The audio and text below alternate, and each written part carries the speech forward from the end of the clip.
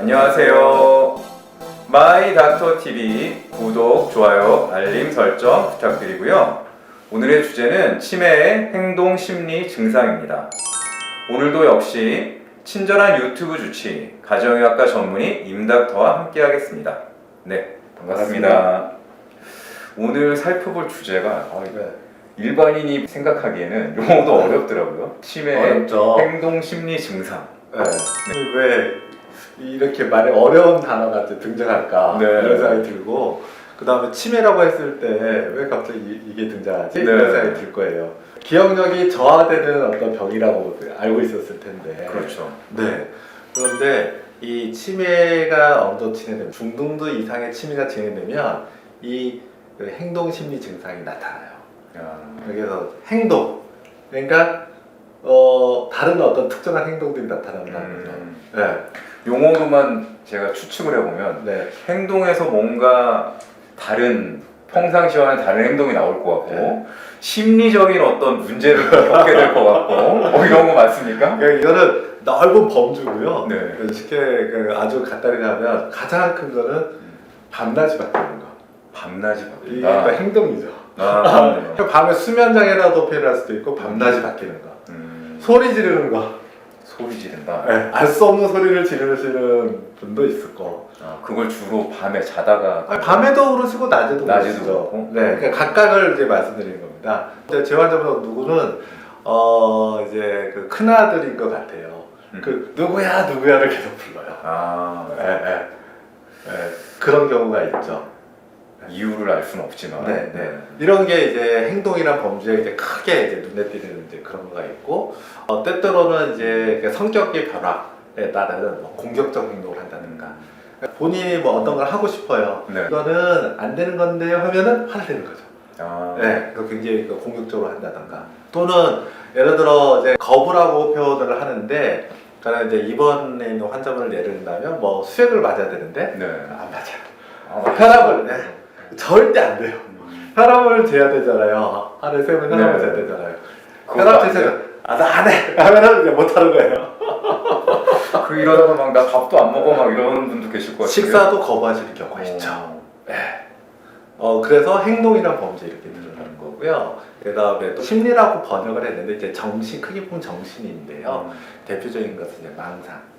밥 먹었는데 며느리가 밥 안 찾았다.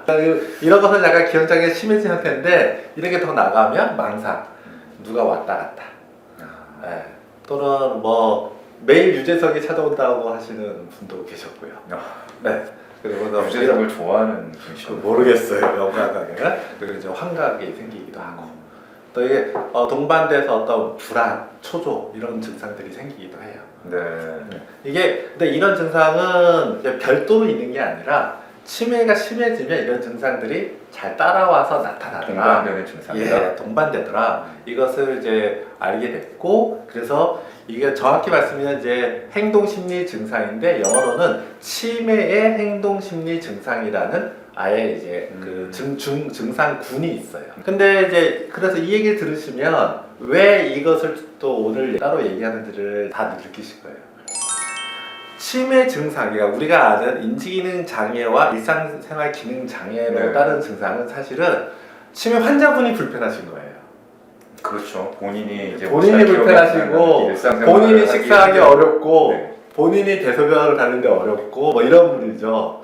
이 행동심리 증상은 사실은 치매 환자분보다는 그 환자분의 가족, 또는 같이 거주하는 분들, 네, 그리고 그 돌보는 분들이 힘든 병이에요.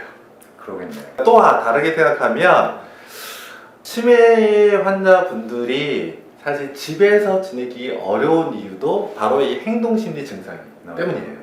한번 생각해 보시면, 가령 이제 남성보다 여성이 이제 좀 더 오래 살잖아요. 그래서 그렇죠. 이제 예를 들면 노모가 계시고, 그 다음에 자녀가 있으면서 노모를 모시면서 산다. 근데 노모가 밤에 잠을 못 주무셔도 조용히 계시면 문제가 안 되는데, 밤에 소리를 계속 내신다. 그것도 아주 크게 내신다. 그러면은 가족 사이에 문제가 되겠죠. 가족 간에 이제 갈등이 생기겠죠. 그 다음에 뭐 우리나라처럼 이 교육 문제에 민감한 경우에 자녀가 지금 뭐 고등학생이다 네. 이러면 더 그런 문제들이 생기겠죠. 그리고 우리나라는 특히 도시 지역은 주택이 공동주택도 많고 이렇게 밀집돼 있잖아요. 그러니까 공동주택에서 문제가 되는 이제 층간 소음이라든지 여러 가지. 뭐 벽간 소음이라든지 네. 이런 문제가 유발될 수도 있겠네요. 네네. 그래서 아까 망상이라는 것도 결국은 그것이 이어져서 결국 누군가에게 계속 그러니까 안 좋은 얘기를 하는 거고 집착도 생기죠. 예를 들어 돈에 집착하시는 분들도 꽤 많아요. 우리 재환자분 중에서는. 아, 그래서 그래서 맨날 내 돈 어디 갔냐. 내 돈이 자꾸 없어져. 그래서 누가 자꾸 내 돈을 탐내고. 제가 그런 지금 건가? 한 3주째 그 환자분 아침에 회진 가면은 그 환자분이 저한테 내 돈 찾아내라고 지금 얘기를 저한테 하고 있습니다. 네. 네. 난감하겠네요. 그러면. 네. 그리고 그래서 생활적인 어려움도 있지만 두 번째 어려움은 대처하기가 어려운 것 같아요. 그러니까 예를 들면 의료인이나 이런 이제 어떤 행동심리 장애에 대해서 좀 더 이렇게 익숙하신 분은 그 나름대로 이제 대처를 하는데 이 심리적인 문제에서 가장 뒤따르는 거는 이 관계에서 발생하기 때문에 네. 그러니까 그거에 대해서 적절히 대처하지 못했을 때 이 돌보는 분들이 너무 심리적으로 힘든 거예요. 가령 이제 저 같은 경우는 이제 돈에 대해서 계속 얘기하신다면 무시할 수도 있는 거잖아요.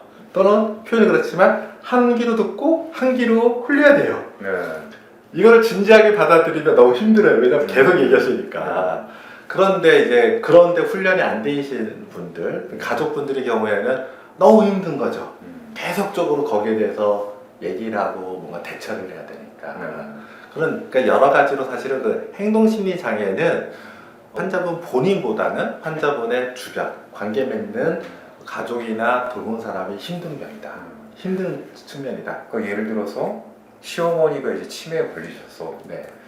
아들한테 자꾸 며느리가 낮에 밥을 안 준다. 네. 그런 식으로 계속 얘기를 할 수도 있는 거 아니에요? 그렇죠. 네. 그러면 이제 그 얘기가 그러니까 저희 같은 경우에는 이게 병으로 생기는 어떤 증상이다라고 생각을 할 수 있는 거죠. 그러니까 의료인 같은 경우에는.